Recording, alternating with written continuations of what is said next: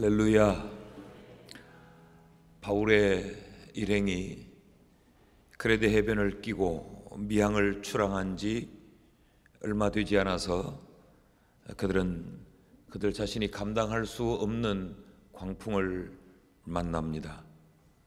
자신들이 할 수 있는 모든 수단과 방법을 다 동원해 봤지만 그 광풍을 이기고 광풍의 문제를 해결하기에는 역부족이었습니다.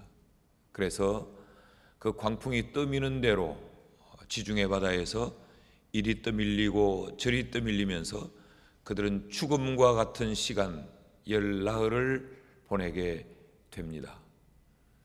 성경이 더 이상 상세한 내용을 기록하지 않아서 우리가 잘 알 수 없지만 그 시간이 이들에게 얼마나 힘들고 얼마나 고통스러운 시간이었겠습니까? 한 사람이 겪는 그 고통과 어려움은 그 당사자 외에는 그 누구도 실감할 수는 없는 것입니다.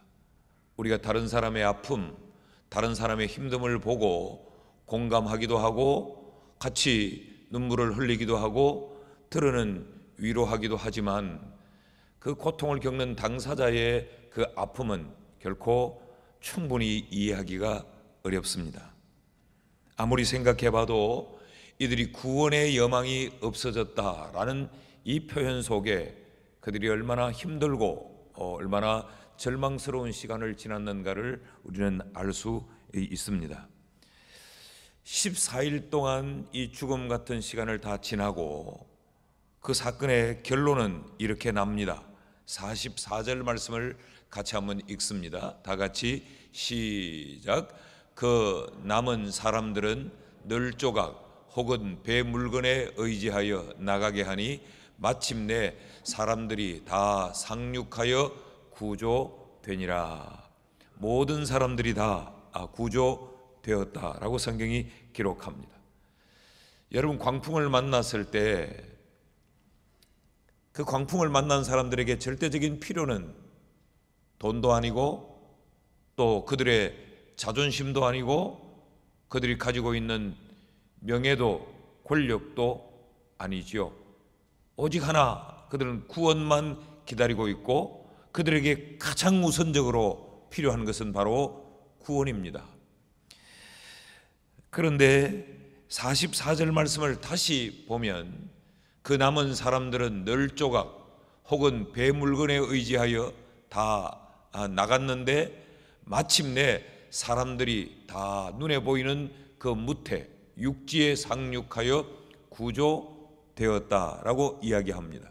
여기 구조되었다라는 것을 그들 스스로의 힘으로 그들이 만난 그 어려움의 상황을 헤쳐나갔다고 말하지 않고 그들이 구조되었다, 수동태로 기록이 되고 있습니다. 무엇인가에 의해서 그들의 힘이 아닌 외부로부터의 도움에 의하여서 이들이 구조되었다라고 기록하고 있습니다.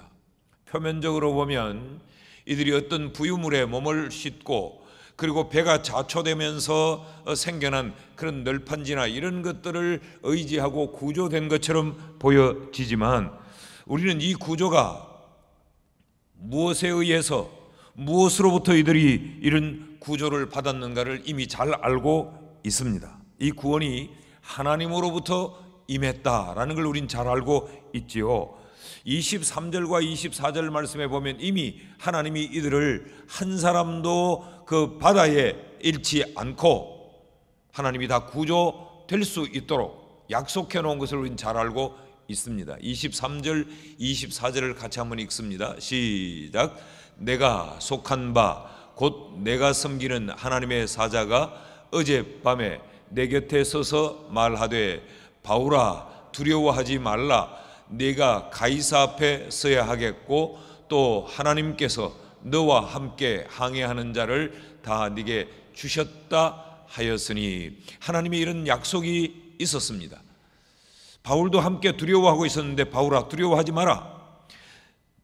네가 가고자 하는 그 목적지에 내가 너를 도착하게 할 뿐만 아니라 너와 함께 이 배를 타고 있던 사람들 모두를 다 안전하게 하겠다는 하나님의 약속의 말씀이 있었지요. 그래서 바울은 그 말씀을 믿었고 그 하나님의 구원을 기다렸습니다. 26절 말씀을 보면 그런즉 하나님이 우리에게 이렇게 약속하였기 때문에 우리는 반드시 한 섬에 걸리게 될 것이다.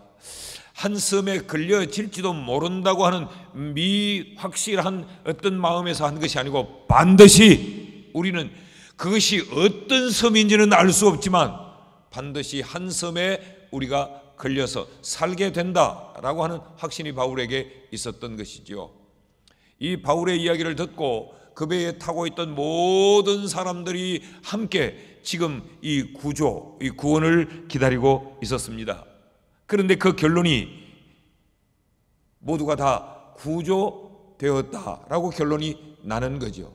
이 결론이 무엇으로 말미암아 일어났는가? 우리는 이 상황 전체를 살펴보면 그들 스스로의 힘으로 광풍을 이겨내고 생명을 지켜 구조된 것이 아니고 하나님이 그들에게 약속한 대로 하나님이 그 약속을 지켜서 하나님이 도우셔서 그들을 구조했다라는 것을 우리는 이미 알고 있습니다. 그래서 28장 1절에는 이렇게 이야기하죠. 우리가 다 구조된 후에 보니까 그 섬이 바로 멜리데라고 하는 섬이더라. 여러분, 그렇다고 하면 이 구원이 어떻게 이루어졌는가가 우리의 관심이지 않겠습니까? 이 구원이 어떻게 이루어졌는가? 우리는 지난주에 그 첫 번째 말씀을 함께 살폈습니다. 하나님이 미리 예비하셨고 하나님이 사람을 사용하셨고 하나님이 다양한 하나님의 방법들로 바울의 생명을 지켰을 뿐만 아니라 이들을 지키고 보호해 주셨다. 그 모진 광풍으로부터 이들의 생명을 잃지 아니하도록 하나님이 그들을 지키고 보호해 주셨다라는 말씀을 우린 지난주에 살폈습니다. 그러니까 1차적으로 이 구원은 어떤 구원이었는가? 하나님의 보호하심, 하나님이 그들 지키심으로부터 이 구원은 시작되었다라는 것을 우리가 배웠지요. 34절 말씀을 다시 한 번 더 읽어 보십시다. 다 같이 시작. 음식 먹기를 권하노니 이것이 너희의 구원을 위하는 것이요 너희 중 머리카락 하나도 잃을 자가 없으리라 하고. 지금 바울이 그 폭풍 중에 구원을 언급한 이 구원의 시점이 언제였는가?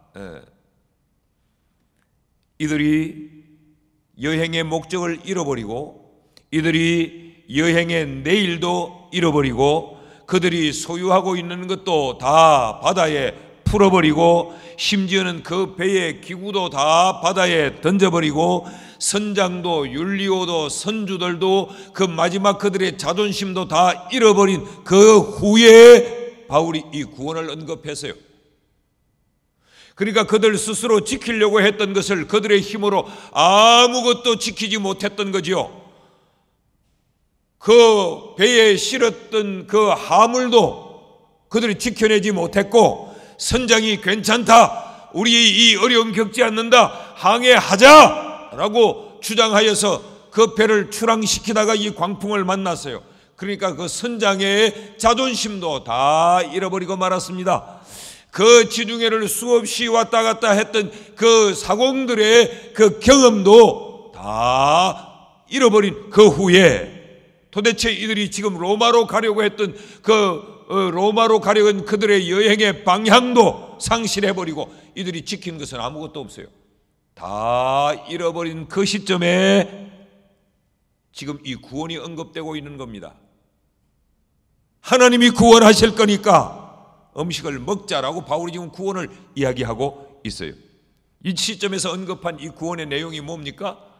머리카락 하나도 잃을 자가 없으리라. 이런 이야기죠. 너희는 너희를 지켜내려고 발버둥을 쳤지만 너희의 모든 수단과 방법을 다 동원했지만 그것은 너희를 지켜낼 수가 없었다. 그러나 하나님이 지금 말씀하는데 너희에 남아있는 그 생명은 하나님이 지키시고 하나님이 보호해 주신다. 이것이 지금 바울이 말했던 이 구원의 의미라는 거죠. 그러니까 이 구원은 뭐냐? 구원은 하나님의 지켜주심, 하나님의 보호하심이 바로 구원입니다.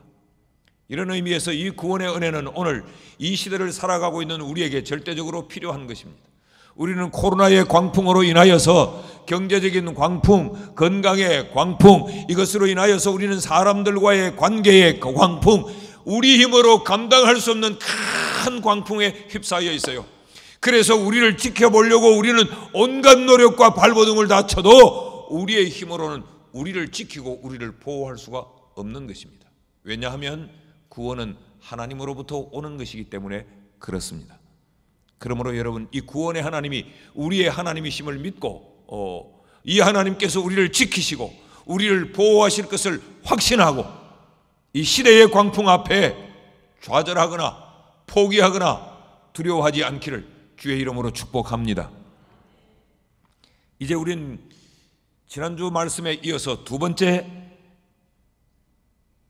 말씀으로 이 구원은 어떤 것인가? 하나님이 우리를 지키고 보호하는 것을 구원이라고 말한다고 하면 또 다른 구원의 의미는 없는가? 그 구원의 의미는 하나님이 우리에게 새로운 생명을 주시는 것을 성경은 구원이라고 말합니다. 이 구원을 언급한 바울이 그들에게 음식 먹기를 권합니다. 그런데 그 떡을 받아 먹은 사람들을 그들은 그 사람들이 떡을 받아 먹었다, 그 육신이 떡을 받아 먹었다라고 말하지 않고 그들의 영이 떡을 받아 먹었다라고 성경이 표현하고 있습니다. 이미 우리가 살핀 바 있죠. 37절 말씀을 다시 한번 읽습니다. 다 같이 시작. 배에 있는 우리의 수는 전부 276명이더라. 276사람이 그 떡을 받아 먹었다. 지금 성경은 바울이 같이 떡을 먹자라고 해서 떡을 나누어 먹은 사람들이 그 배에 타고 있는 사람 전부가 다 떡을 받아 먹었다라고 말하는데, 그러면서 276사람이라고 말하지 않았어요. 보통 이 명이라고 할 때 이걸 사람을 표현하는 단어를 쓰게 되는데, 그 사람을 표현하는 단어, 일반적인 단어는 안드로포스라는 단어를 쓰고 있습니다. 이 사람이라는 이야기예요. 그런데 276사람이 받아 먹었다라고 말하지 않고 누가는 이것을 아주 특별하게 표기를 하고 있습니다. 276 영혼이 받아 먹었다라고 말하면서 여기 이 영혼을 뜻하는 프시케라는 단어를 사용하고 있어요. 굉장히 누가가 의도적으로 지금 기록하고 있고, 이들이 떡을 받아 먹은 이 사건의 성격이 어떠한가를 우리에게 지금 가르치려고 하는 거지요. 보편적으로 사용하고 있던 그대로 276명의 사람들이 그 떡을 받아 먹었다, 그렇게 말하지 않고 276 영혼이 그 떡을 받아 먹었다라는 이야기를 하고 있어요. 그러니까 지금 광풍을 만난 그 배에서 광풍이 몰아치고 이들이 죽음의 두려움을 느끼던 그 밤에 이들이 떡을 나누어 먹은 것은 육신이 떡을 취한 것이 아니고 그들의 영혼이 떡을 받아 먹은 것이라는 거예요. 다시 말하면 육을 위한 만찬이 아니고 영혼을 위한 만찬이었다라는 것을 우리에게 가르치고 있습니다. 이 조금 더 살펴봅시다. 오늘 말씀이 좀 딱딱할 수도 있어요. 이 떡을 나누어 먹는 그 광경을 누가는 아주 세밀하게 기록을 해놓고 있습니다. 그냥 그들이 그 허기짐을 견디지 못해 떡을 나누어 먹고 육신의 배를 불렸다 그러지 않고, 그 절망의 시간에, 그 육신이 만신창이 되어 있는 시간에 그들이 살아날 수 있을까, 이 전혀 희망이 상실된 그 시간에 이들이 함께 떡을 나누어 먹었다, 구원을 위하여. 그런데 그 떡을 나누어 먹는 그 장면이 어떠했느냐? 35절 말씀을 보십시다. 떡을 가져다가 모든 사람 앞에서 하나님께 축사하고 떼어 먹기를 시작했다. 여러분, 마치 성만찬을 행하고 있는 것 같아 보이지 않습니까? 성찬을 할 때마다 우리는 그냥 떡을 마구 나누어 먹는 것이 아니죠. 성찬의 때에 우리가 떡을 나누어 먹는 것은 우리의 육신의 배를 불리기 위해 나누어 먹는 것이 아니죠. 그래서 그 성만찬을 행할 때마다 우리는 하나님께 축사한 후에 우리는 그 떡을 나누어 먹습니다. 그러니까 단순히 육신의 배를 불리기 위해 이들이 떡을 나누어 먹은 것이 아니라는 거지요. 여기 먹는다는 단어를 살피면 더욱더 이 의미가 분명해집니다. 일반적으로 음식을 나누어 먹는다, 우리의 어떤 이 먹음의 행위를 표현하는 단어는 SDO 또는 파고 이런 단어를 사용해요. 또 함께 먹는다라고 할 때도 함께 이 음식을 먹는다라고 할 때는 슈네스디오라는 단어를 씁니다. 그런데 오늘 본문에서 이들이 나누어 먹었다라고 할 때 이 먹는다는 단어는 전혀 다른 의미의 단어를 두 개를 사용하고 있습니다. 그 하나가 뭐냐? 이 메타람바노라는 단어예요. 34절 말씀에서 음식 먹기를 권하노니 이것이 너희의 구원을 위하는 것이 아니요 너희 중 머리카락 하나도 잃을 자가 없으리라 라고 할 때 이 음식 먹기를 권했다, 바울이 음식 먹자라고 권할 때 이것은 함께 이 음식을 먹는다라는 단어를 쓰지 않고 무언가 목적을 가지고 함께 취하자라는 의미를 가진 단어를 썼다는 거죠. 음식 먹기를 권했다, 뭔가 어떤 목적을 가지고 우리가 이걸 함께 취하자, 그런 의미의 단어를 여기 쓰고 있어요. 그러면서 36절에 보면 그들도 다 안심하고 받아 먹었다라고 할 때 바울이 먹자라고 할 때의 이 단어와 그들이 먹었다라고 할 때 또 다른 단어를 쓰고 있어요. 그들이 다 안심하여 받아 먹었다라고 할 때 이때의 단어는 프로스람바노라는 단어를 쓰고 있어요. 이건 어떤 의미를 가지고 있느냐? 특별한 목적을 가지고 취했다, 그런 이야기. 이런 이야기입니다. 바울이 음식을 나누면서 자, 우리 어떤 목적을 가지고 이걸 우리가 가지자, 그런 이야기예요. 그랬더니 그들도 그 목적에 동의하며 이들이 음식을 나누어 가졌다, 그런 이야기죠. 그 사이에 뭐가 들어있느냐? 바울이 우리 목적을 가지고 이 음식을 나누어 갖자라고 하면서 그 목적이 뭐냐? 너희의 구원을 위하여. 구원을 위하여. 그리고 바울은 하나님께 축사를 하고 나누었더니 그들이 바울이 권한 그 목적에 동의하며 그들도 그 목적을 위하여서 함께 그것을 취하였다라는 이야기입니다. 그러니까 바울이 한 이야기는 밥을 먹자라는 이야기가 아니었던 거예요. 이 절망의 시간에 우리의 영혼의 구원을 위하여 우리가 이것을 나누자. 그랬더니 그들이 모두가 함께 그러자라고 하며 나누어 먹었다는 거예요. 그랬더니 그 먹은 것이 276사람이 먹은 것이 아니고 276 영혼들이 그것을 함께 취하였다라는 이야기입니다. 이것은 하나님께서 바울을 통하여서 그들이 그 절박한 위험 가운데서 그들의 영혼을 구원하시는, 그들에게 새로운 생명을 부여하시는 그 의미의 구원이었다는 것이죠. 성경은 이런 의미의 구원을 근본적으로 우리에게 강조하고 있습니다. 그날 그 광풍에 시달리던 그날 알렉산드리아호 그 이 선상에서는 놀랍게도 유건지금 죽음을 눈앞에 두고 이들이 정신없이 썰려가고 있었지만 참 생명이 주어지는 그 생명의 이 향연, 영적 구원의 만찬이 알렉산드리아호에서 일어나고 있었다는 것이죠. 바울의 일행, 이 누가와 아리스다고, 바울, 이 세 사람을 포함한 276명, 그러니까 이 세 사람을 빼버리면 273사람의 영혼이 그 죽음의 광풍 속에서 새로운 생명을 얻는 구원의 역사가 일어나게 된 것입니다. 성경이 우리에게 이 사건을 통하여 뭘 가르치는가?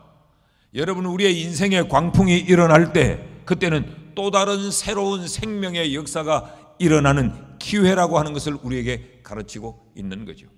그러니까 우리의 인생의 광풍이 일어날 때 마냥 두려워하고 마냥 절망하는 것만이 우리의 태도가 아니라는 겁니다. 이럴 때 하나님의 사람들은 뭘 기대해야 되는가?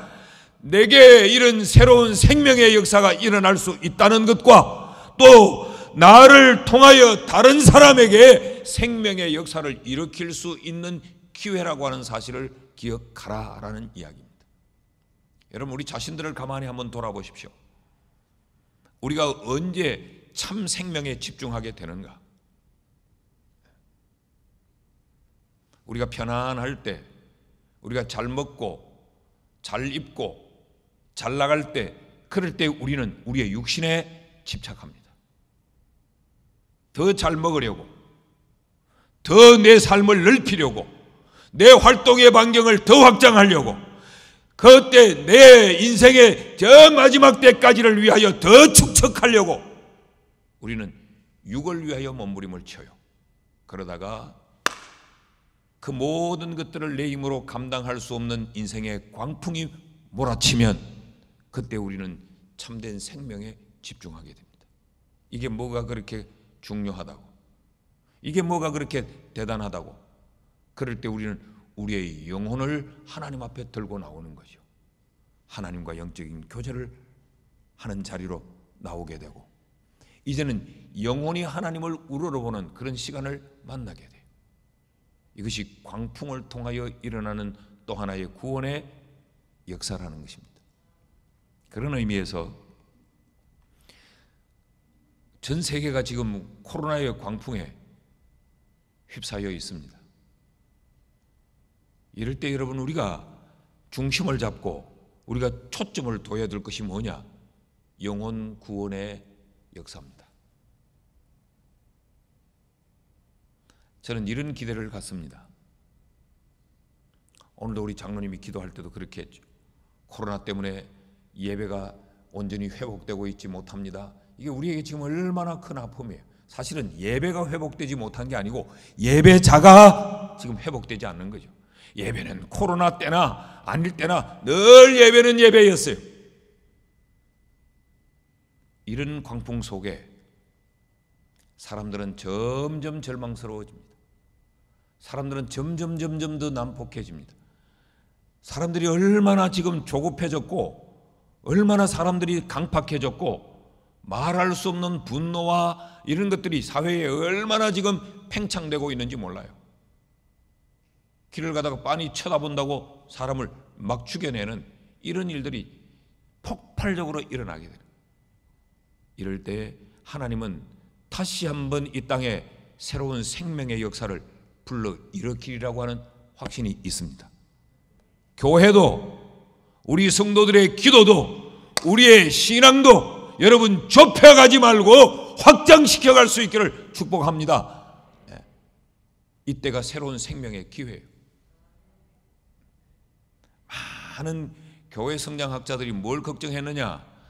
자, 우리 점점 더 기본소득이 자꾸 높아지고 점점 더 잘 살아지니까 이제 사람들이 교회의 필요를 별로 못 느낀다.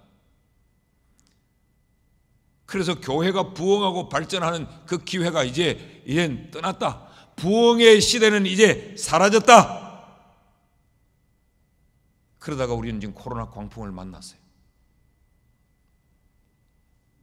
그렇다면 뒤집어 놓으면 지금이야말로 제대로 된 전도를 할 때요, 지금이야말로 다시 이 땅에 부흥의 역사가 일어날 수 있도록 우리가 다시 밑판을 깔 때요, 이럴 때일수록 새로운 생명 구원의 역사가 일어날 것이라는 기대를 가지고 우리가 움츠려들지 않아야 합니다.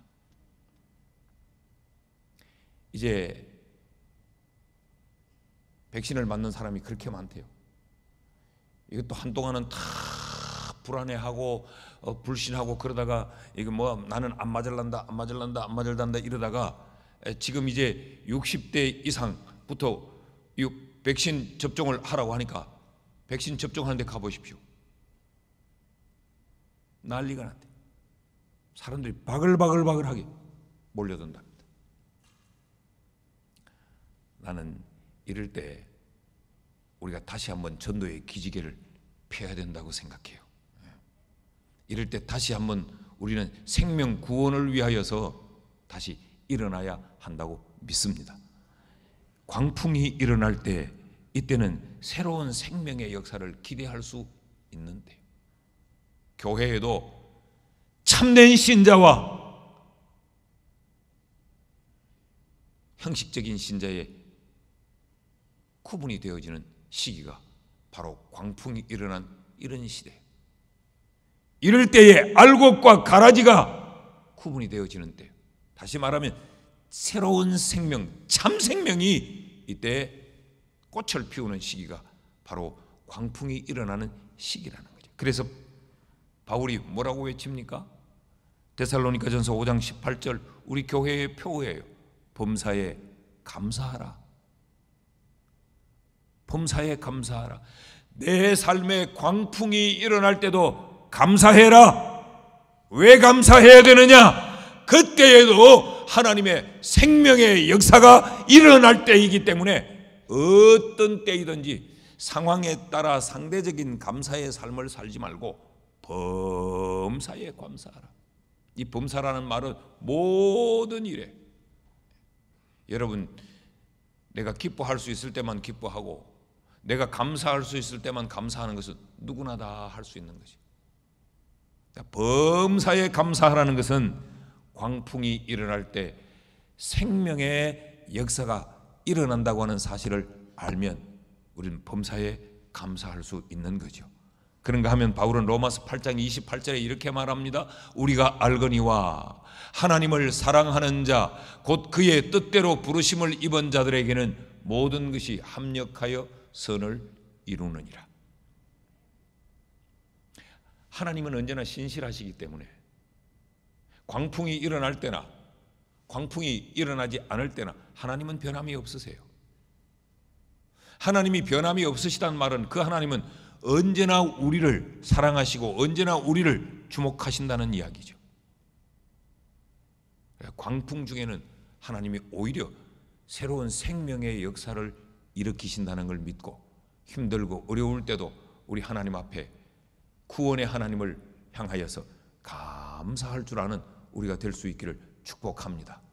이것이 생명의 새로운 역사가 일어나는 구원이라는, 하나님은 우리에게 이런 구원을 주시는 분임을 성경이 가르치고 있습니다. 셋째로,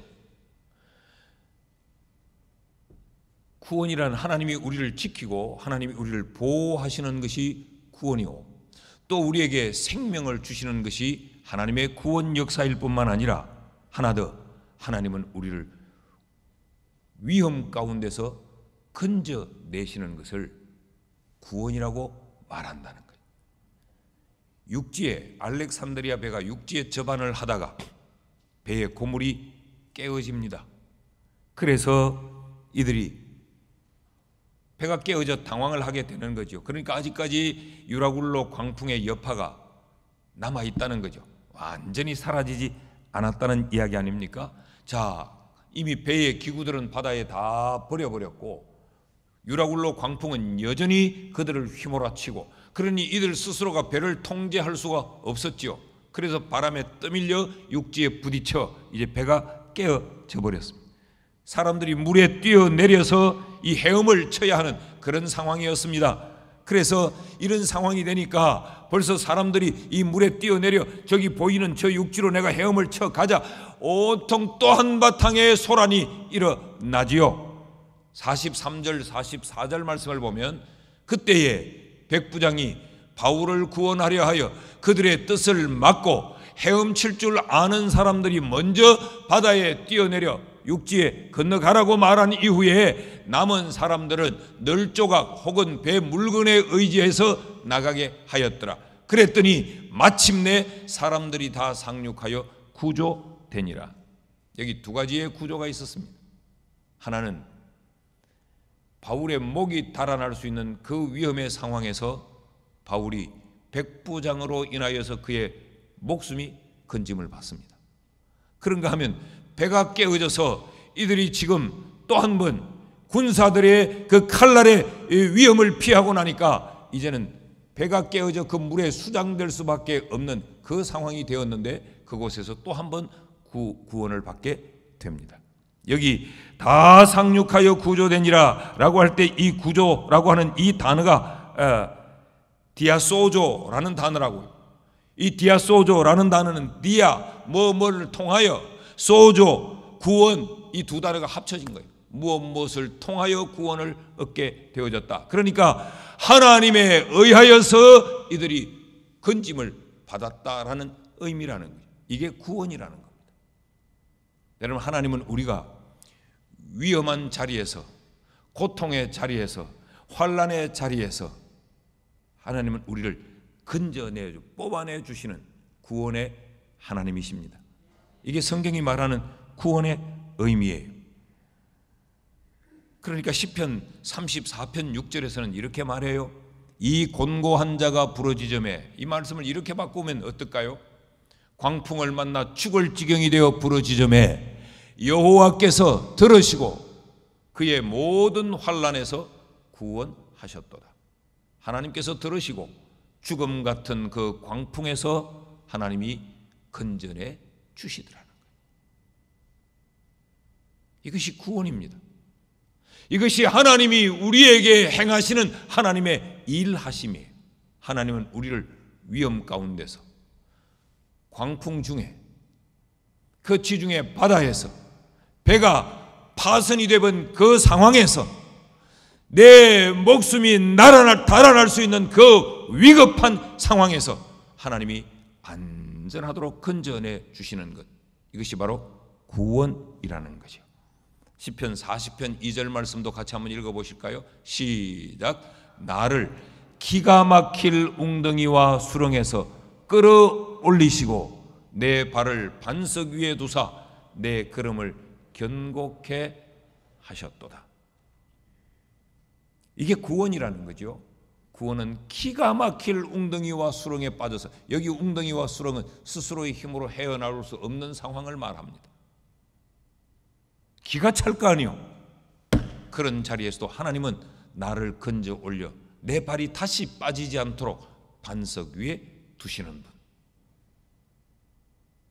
이분이 바로 우리가 믿는 구원의 하나님이라는 겁니다. 여러분, 우리가 이 말씀을 다시 한번 마음에 새기고 우리가 날마다 흔들리지 말 것은 내게는 구원의 하나님이 계신다. 내게는 구원의 하나님이 계신다. 그 구원의 하나님께서 내가 만난 이 위기의 상황 속에서도 하나님은 생명의 역사를 일으키시는 분이시다. 우리의 영혼을 더 탄탄히 하시는 분, 우리의 영혼이 하나님과 더 깊은 교제와 사귐의 자리에 나갈 수 있도록 만들어주시는 분, 이런 분이시기에 우리는 광풍 속에서 절대로 절망할 수 하지 않아야 하는 것이죠. 뿐만 아니라 하나님은 우리를 그 위험천만한 자리에서, 기가 막힐 웅덩이에서 하나님은 우리를 건져내 주시는 분이시기에 우리는 낙심하지 않아야 합니다. 날마다 구원의 하나님을 바라보고 그 구원의 하나님께 우리의 구원을 호소하며 구원의 하나님의 구원을 기대하는 우리가 될 수 있기를 주의 이름으로 축복합니다.